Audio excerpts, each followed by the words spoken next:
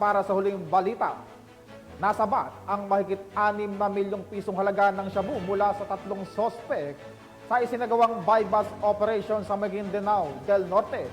Nakipalita dyan si Patrolwoman Maricris Algabre. Sabat ang 6,800,000 pesos halaga ng shabu habang arestado ang 3 lalaki sa isinagawang Sultan Kudarat MPS Drug Buy-Bust Operation sa Datu Udinsin Suwat, Maguindanao del Norte nito lamang ika-6 ng Setyembre taong kasalukuyan.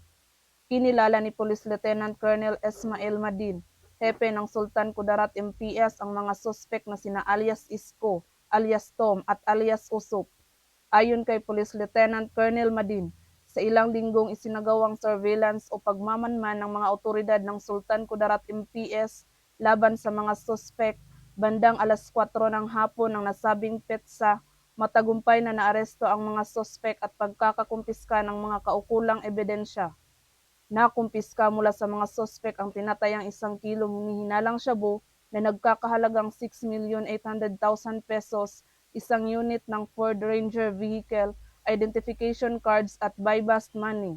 Mahaharap sa kasong paglabag sa Republic Act 9165 o Comprehensive Dangerous Drugs Act of 2002 ang mga naarestong sospek na ngayon ay nakakulong na sa custodial facility ng Sultan Kudarat MPS. Patuloy ang Sultan Kudarat PNP sa pagpapaigting ng kampanya kontra iligal na droga alinsunod sa direktiba ng ating Pangulong Ferdinand Bongbong Marcos Jr. tungo sa bagong Pilipinas.